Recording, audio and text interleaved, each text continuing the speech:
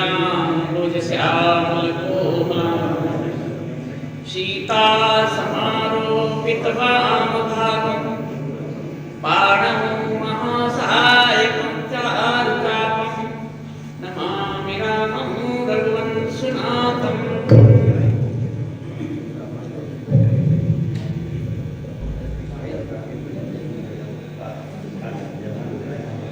बाली का वध हो गया था ना, बाली का वध था। हाँ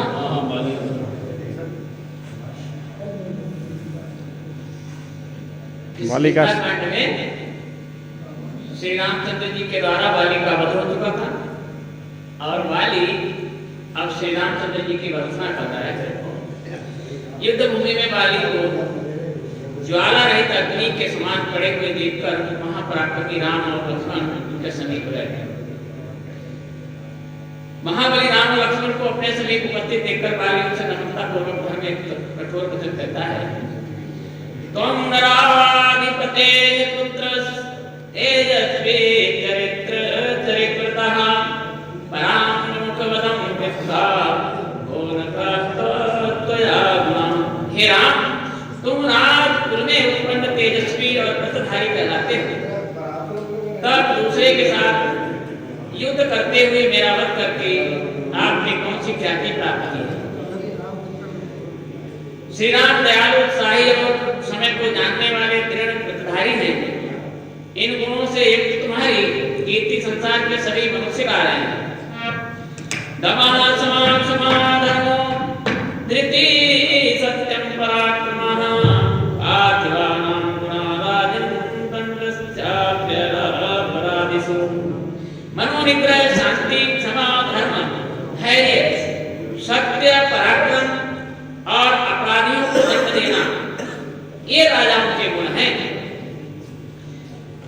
आपको श्रेष्ठ प्रोत्पन्न एवं इन राजनीतिक गुणों के से युक्त जानकर ही मैं तारा के मना करने पर भी सुग्रीव से युद्ध करने के लिए आया था। दूसरे के साथ युद्ध में प्रवृत्त एवं अपनी ओर से असावधान मेरे ऊपर श्री राम तीर नहीं छोड़ेंगे, आपके दर्शन के बिना ही मैंने ऐसा निश्चय कर लिया था।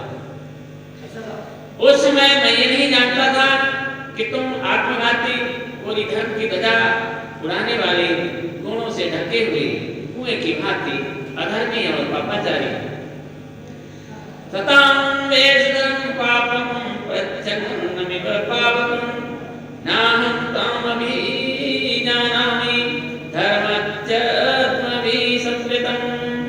उस समय मैं ये भी नहीं जानता था कि तुम्हारा वेश मात्र सज्जनों का है, वस्तुतः छिपी हुई अग्नि की भांति तुम कपटी और धर्मानुष्ठानी हो। हे राम, मैंने आपके राजा नगर में कोई बुरा कार्य नहीं किया, मैंने आपका कोई अपमान भी नहीं किया, फिर आपने मुझ निरपराधी को क्यों मारा? हत्वानेन काकुत्थ मामिहान पराधिं किं रक्ष्यति सतां मध्ये कृत्वा कर्मदूषितं। हे राम, तुम मुझ जैसे निरपराधी को तीर से मारकर और ऐसा घृणित कर्म करके तुम सज्जनों के बीच में क्या कहोगे? देखो, राजा को मारने वाला, ब्राह्मण की हत्या करने वाला, गोघाती, चोर, प्राणियों की हिंसा में तत्पर, नास्तिक और परिवेक्ता यानी ज्येष्ठ भ्राता से पूर्व विवाह करने वाला, ये सब नरकगामी होते हैं। सूचकश्च कदर्यश्च मित्रज्ञो गोतल्पगः लोकं पाप्मनामेते गच्छन्त्यत्र न संशयः। निंदक, कृपण, मित्रघाती और गुरु स्त्री गामी, ये सभी पाप में लोगों को प्राप्त होते हैं, इसमें तनिक भी संदेह नहीं है। हे राम, जैसे धूर्त पति को प्राप्त करके शीलवती स्त्री सनातन नहीं होती, वैसे ही तुम जैसे शासक को पति रूप में प्राप्त करके भी ये वसुंधरा अनाथ ही है। धूर्त पर अपकारी,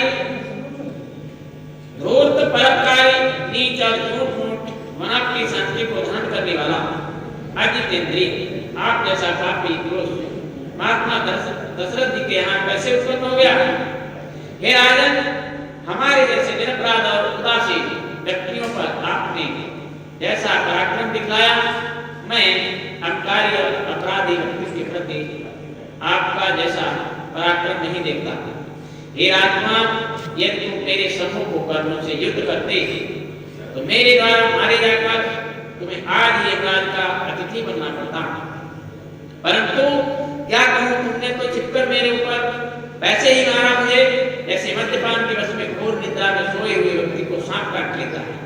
हे राम, यदि सुग्रीव को प्रसन्न करने के लिए तुमने मुझे मारा है तो भी आप द्वारा अधर्म पूर्वक मेरा मारा जाना अनुचित है। मुझे अपनी मृत्यु का दुख नहीं है, क्योंकि समय प्राप्त होने पर आने पर सभी उत्पन्न जीवधारी एक दिन मृत्यु को प्राप्त होते हैं। मुझे दुख केवल इस बात का है कि तुम अपने इस अनुचित कृत्य को का लोगों को क्या उत्तर दोगे। आप इसका ठीक ठीक उत्तर सोच लें। श्री राम का वाली को प्रत्युत्तर, धर्मात्म संपन्नम हरीश्वरमुत्तमं अधीक्षिप्तस्तदाराम पश्चाद्वालिनम् अब्रवीत्। धर्म अर्थ गुण संपन्न वाक्यों द्वारा राम पर का आक्षेप करने वाली वानर श्रेष्ठ वाली को उत्तर देते हुए श्री राम जी कहने लगे, धर्म अर्थम च कामम च समयम च लौकिकम अविद्याय कथम बाल्यं मनीहाद्य विगरते। अरे धर्म अर्थ काम और लौकिक आधार को जानने बिना ही तुम मूर्खतावश मेरी निंदा क्यों कर रहे हो। हे सौम्य मान्य आचार्य और बुद्धिमान बड़े गुरुओं से बिना पूछे मानव स्वभाव सुलभ चपलतावश क्या तुम मुझे इस विषय में उपदेश दे सकते हो। क्या तुम्हें पता नहीं है कि वन पर्वत और वाटिका आदि से परिपूर्ण ये समस्त भूमंडल इच्छाक वंशियों के अधिकार में है। इस अखिल भूमंडल में जितने पशु पक्षी मनुष्य रहते हैं उन सबको दंड देने वाला अथवा उन पर मंत्र करने का अधिकार उन्हीं को है। ताम पालयति धर्मात्मा भरता सत्यवान विदुः धर्मात्मा तत्त्वज्ञो निग्रह अनुग्रहे रतः। धर्मात्मा नाम के तत्व को जानने वाले सत्यवादी सरल स्वभाव अपराधियों को दंड देने और साधुओं पर अनुग्रह करने में तत्पर महात्मा भरत इस समय भूमंडल पर शासन कर रहे हैं। नयच्च विनयच्च भूयस्मिन् सत्यं चतुर्थितं विक्रमस्य यथा दुष्टः सा राजादेश कालवित्। नीति, नम्रता, स्थिरता, सत्य और पराक्रम इसमें विद्यमान हो, जो देश काल वित हो वही राजा होने योग्य है। भारत में सभी ये गुण विद्यमान हैं।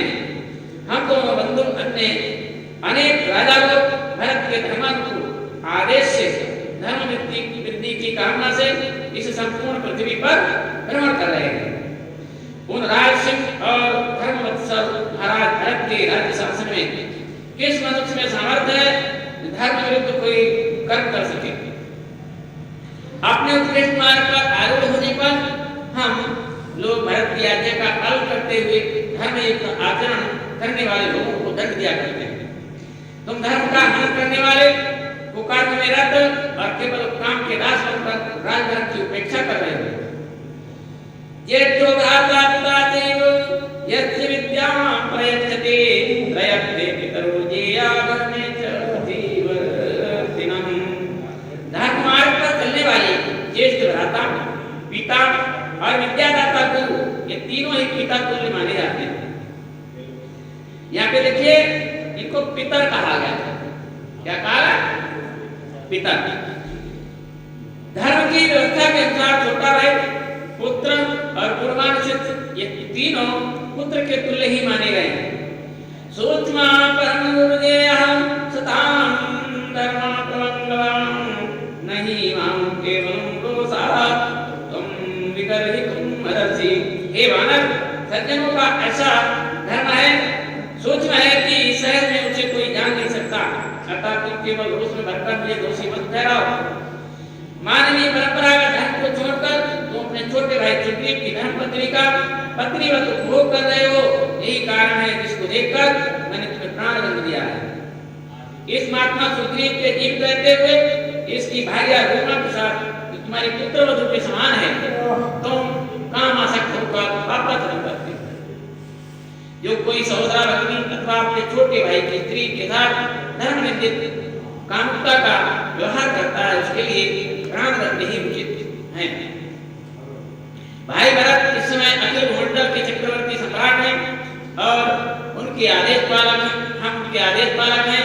तुमने धर्म मर्यादा का उल्लंघन किया है, अतः हम इसकी अपेक्षा कैसे कर सकते हैं? सुग्रीव मेरा मित्र है, मेरा जैसा मित्र भाव लक्ष्मण के प्रति है वैसा ही सुग्रीव के प्रति है। स्त्री तथा राज्य प्राप्ति के हित का प्रति काल में वे ही मेरे कल्याण के लिए प्रतिबद्ध है। मित्र धर्म की ओर दृष्टि रखते हुए मुझे मित्र का उपकार करना ही चाहिए, ऐसा समझकर मैंने तुम्हें प्राण दंड दिया है। धर्म की ओर दृष्टि रखते हुए तुम्हें यही उचित था कि तुम प्रार्थना पूर्वक इस दंड को ग्रहण करते। श्रूयते ममागीतं श्लोको चारित्रवत्सलो विहितौ धर्मकुशलै तथा चरेतं हरे। हे वानर, इस विषय में महर्षि मनु के सुचरम प्रतिपादक तो श्लोक सुने जाते हैं। इनको धर्मज्ञ पुरुषों ने स्वीकार किया और मैं भी इन्हें मानता हूँ। राजविरंधित दंडात्तो कृत्वा पापानि मानवाः निर्मलाः स्वर्गमायान्ति सन्तः सुकृतिनो यथा। जो मनुष्य पाप करने पर राजा द्वारा दंडित किए जाते हैं वे पाप से मुक्त होकर पुण्यात्मा पुरुषों की भांति स्वर्गवासी होते हैं। सात्वान्वा विमोक्षात्वा तेन तेया विमुच्यते राजात् प्रशासनं पापस्य तदवाप्नोति किल्बिषम्। जो चोर अथवा पापी स्वयं राजा के पास जाकर अपने पाप को स्वीकार कर लेता है और दंड चाहता है, उसे राजा चाहे दंड दे अथवा क्षमा कर दे, दोनों अवस्थाओं में वह पापी पाप से मुक्त हो जाता है। परंतु पापी को पाप का दंड न देने से राजा स्वयं उस पाप का भागीदार बन जाता है।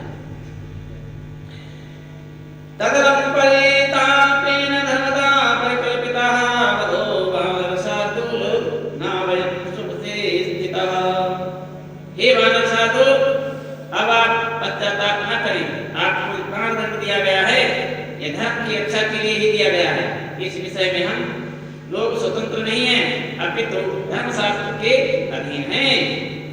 ऋणमुदाप्य ब्रह्मभूया कालं मरिपुंगव ततसुद्धाये तुमदीर नमन्यं कर्तुम् अर्हसि। हे वानर श्रेष्ठ, दंड के विषय में तुम्हारे दूसरे प्रश्न का उत्तर भी मैं दे रहा हूँ, उसे सुनो और उसे सुनकर तुम अपने क्लेश और क्रोध को त्याग दो। हे वानर, मैंने तुमको जो छिपकर मारा उसके लिए मेरे मन में ना तो कोई संताप है और ना कोई दुख है, क्योंकि अनेक शिकारी लोग जाल फंदा और अनेक प्रकार के छल के द्वारा छिपकर या प्रत्यक्ष रूप में भागते हुए अथवा विश्वास पूर्वक बैठे हुए मृगों को पकड़ा ही करते हैं। तुम धर्म को न जानकर केवल क्रोध के वशीभूत होकर पिता पितामह के मर्यादित धर्म पर चलने वाले मेरे ऊपर दोषारोपण कर रहे थे।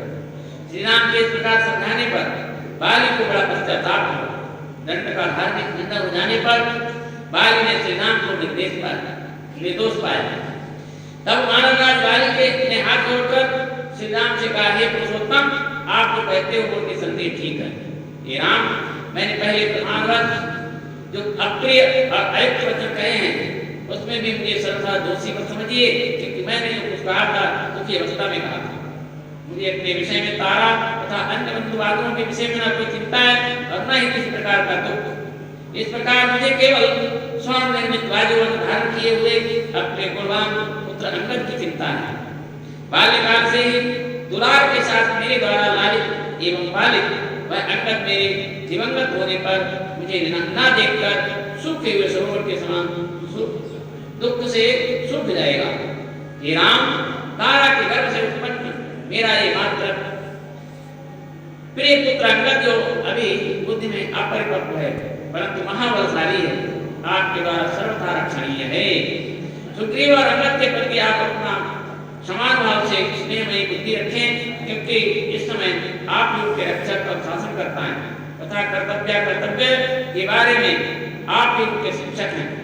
हे राजन, आपकी जैसी स्नेहमयी वृत्ति भरत और लक्ष्मण के प्रति है, वैसे ही स्नेह पूर्ण दया में विद्या सुग्रीव और अंगद के प्रति भी रखे। मेरे अपराधों को देखकर सुग्रीव तपस्वी तारा का अपमान न करें अथवा निकाल न दे, आप ऐसी व्यवस्था कर दीजिएगा। श्री राम के प्रकार कहकर वानर वाली चुप हो गए। तदनंतर श्री राम धर्मार्थ वचनों से उसे समझाने लगे, हे मानव श्रेष्ठ, आप मेरी चिंता न करें और अपनी आत्मीय जनों की चिंता न करें। आपके कथन से पूर्व ही हम लोगों ने आपके चित्त विचारों को मूर्त रूप देने का निश्चय कर लिया, अतः अब तुम शोक और मोह को त्याग कर अपने मन को भटका कर दूर करो। तारा का आगमन एवं विलाप। तम भार्या रामोक्षेण रामदत्तेन संयुगे रतं प्लवग साधुरं तारासुत्राववारिणं। संग्राम में वानर श्रेष्ठ बाली राम के द्वारा मारा गया। इस प्रकार इस समाचार को बाली की स्त्री तारा ने भी सुना। पति की मृत्यु पर हार्दिक हृदयग्राही समाचार सुन घबराई हुई भयभीत मृगी के समान तारा अपने पुत्र अंगद को साथ लेकर उस पर्वतीय प्रासाद से बाहर निकल गई। वहां पहुंचकर उसने देखा कि उसका पति भूमि पर पड़ा हुआ है। अपने पति को इस अवस्था में पड़े हुए देखकर तारा अत्यंत व्यथित हुई और उद्विग्न होकर भूमि पर गिर पड़ी। सुप्तेव पुरुत्थाय आर्यपुत्रेति क्रोशति रुदोदशापतिं दृष्ट्वा संगीतं मृत्युदानभि। थोड़ी देर पश्चात तारा सोते हुए से मानो पुनः उठकर अपने पति को आर्यपुत्र ऐसा कहती हुई मृत्यु के पास में बंधे हुए अपने पति को देखकर रोने लगी। तारा अपने पति के समीप जाकर उससे लिपट गई। फिर हाथ तथा पर्वत के समान विशाल काय बाण के द्वारा हाथ मुंह कटे हुए वृक्ष के समान गिरे हुए वानरेंद्र वाली को देखकर शोक संतप्त तारा विलाप करने लगी। युद्ध में धर्म विक्रम दिखाने वाले उत्कृष्ट वीर और वानर श्रेष्ठ इस समय दीन दुखी और आप में अनुराग रखने वाली मुझसे वार्तालाप क्यों नहीं करते। इस प्रकार से तारा विलाप करती है और परेशान होती है, दुखी होती है। हे सुग्रीव, तुम्हारा मनोरथ सफल हो गया। सुग्रीव से कहती है, अब रूमा अब तुम्हें प्राप्त हो जाएगी। अब तुम निर्दंड होकर इस प्रकट राज्य को भोग करोगी जिससे तुम्हें भय था। तुम्हारा शत्रु भाई मारा गया।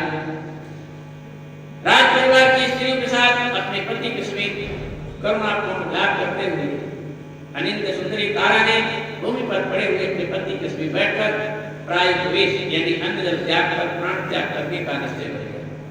अब हनुमान जी तारा को आश्वासन देते हैं।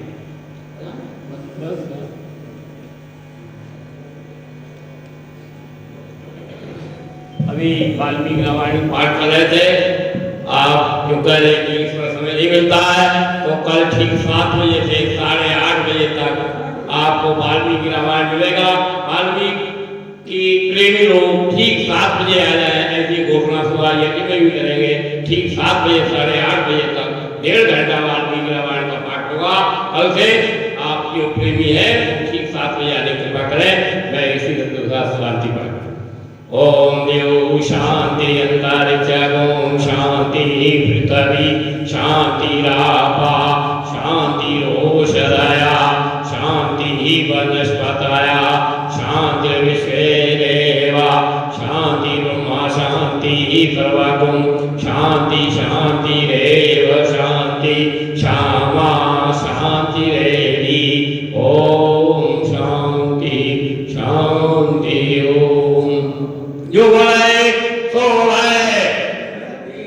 महर्षि दयानंद की, गुरु दयानंद की, भारत माता की, गौ माता की, आर्य समाज, वेद ज्योति, सत्याग्रह प्रकाश, ओम गंगा, मर्यादा पुरुषोत्तम रामचंद्र की, योगीराज श्री कृष्ण महाराज की, वैदिक के लिए